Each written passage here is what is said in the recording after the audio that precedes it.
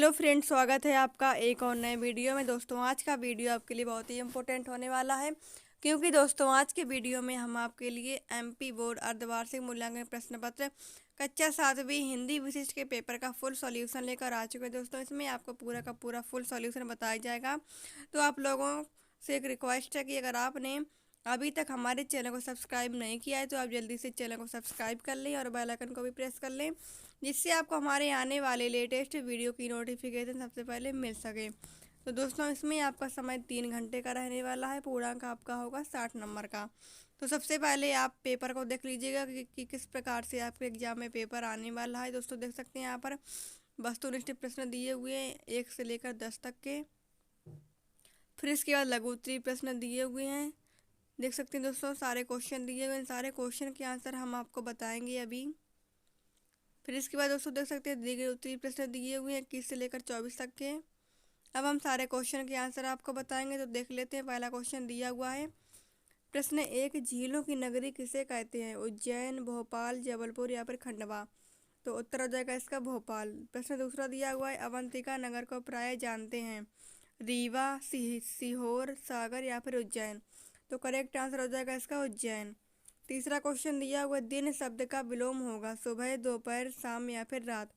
तो correct answer हो जाएगा इसका रात। चौथा क्वेश्चन दिया हुआ है।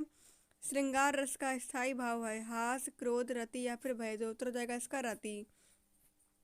पांचवा क्वेश्चन दिया हुआ, निम्न में से एक अलंकार है? करुण, रौद्र, वीर या फिर उपमा? तो करेक्ट आंसर हो जाएगा इसका उपमा।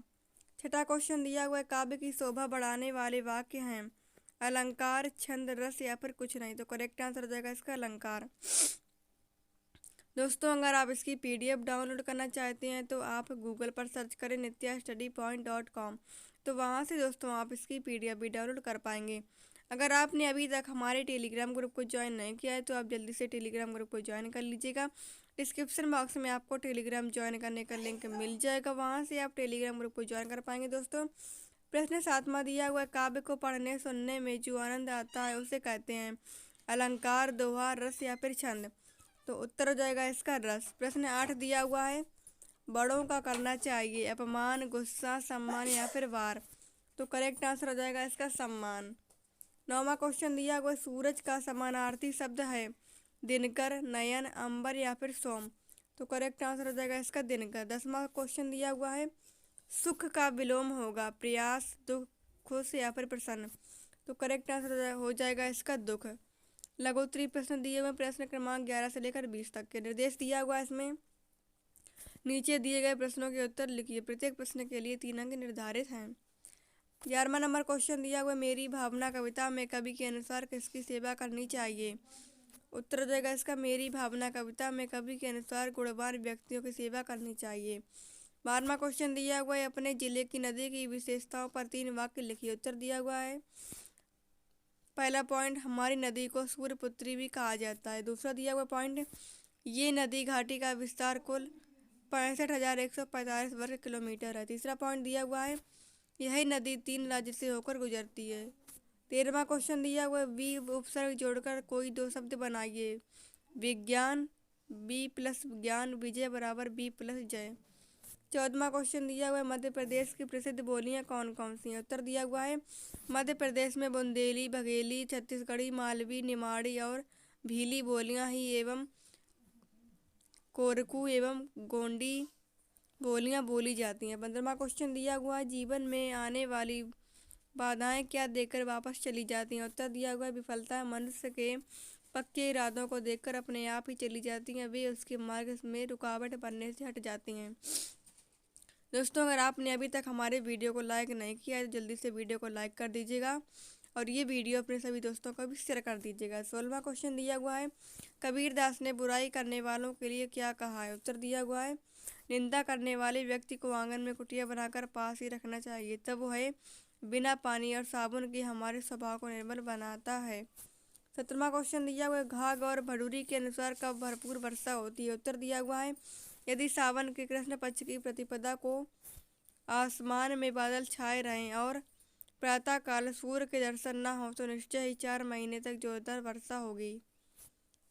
18वां क्वेश्चन दिया हुआ है।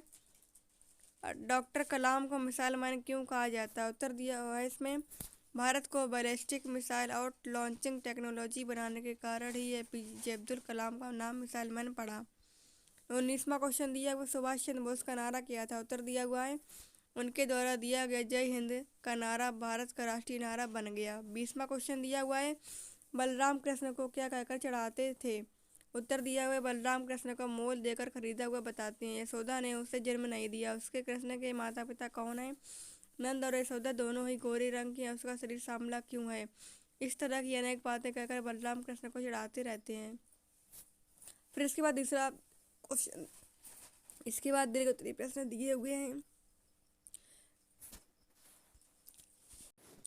दीर्घ उत्तरीय प्रश्न दिया हुआ है प्रश्न क्रमांक 21 से लेकर 24 तक। निर्देश दिया हुआ है इसमें, नीचे दिए गए प्रश्नों के उत्तर लिखिए। प्रत्येक प्रश्न के लिए 5 अंक निर्धारित हैं।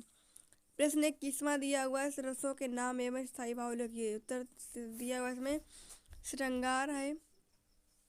पहले यहाँ पर रस के नाम दिए हुए, फिर उसके बाद उनके स्थायी भाव दिए हुए। रस श्रृंगार रस का स्थायी भाव रति, करुण का शोक, हास्य का हास, वीर का उत्साह, भयावह का भय, रौद्र का क्रोध, अद्भुत का आश्चर्य विस्मय, शांत का निर्वेद या निर्वृति, विवश का जुगुप्सा, वात्सल्य का रति। 22वां क्वेश्चन दिया हुआ है, करत करत अभ्यास के जड़मति होते सुजान रस्सी आवत जात तेज सिल पर परत निशान। पंक्तियों का भाव स्पष्ट कीजिए। उत्तर दिया हुआ इसमें, कुएं से पानी खींचने के लिए बर्तन से बांधी हुई रस्सी कुएं के किनारे पर रखे हुए पत्थर से बार बार रगड़ खाने से पत्थर पर भी निशान बन जाते हैं। ठीक इसी प्रकार बार बार अभ्यास करने से मंदबुद्धि व्यक्ति भी कई नई बातें सीखकर उनका जानकार हो जाता है। और 23वां क्वेश्चन दिया हुआ है, औपचारिक व अनौपचारिक पत्र में अंतर लिखिए। उत्तर दिया हुआ है, औपचारिक पत्र आधिकारिक या व्यावसायिक संचार के लिए लिखे जाते हैं। दूसरी ओर अनौपचारिक पत्रों का उपयोग आकस्मिक या व्यक्तिगत संचार के लिए लिखा जाता है।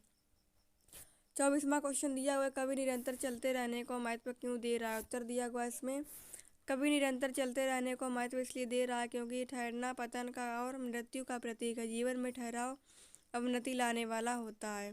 दोस्तों, अगर आपको वीडियो पसंद आया तो वीडियो को लाइक कर लें। चैनल पर पहली बार विजिट कर रहे हैं तो चैनल को सब्सक्राइब करके बेल आइकन का भी बटन प्रेस कर लीजिएगा, जिससे आपको हमारे आने वाले लेटेस्ट वीडियो की नोटिफिकेशन सबसे पहले मिल सके। वीडियो में अंत तक बने रहने के लिए बहुत बहुत धन्यवाद। Thanks for watching video.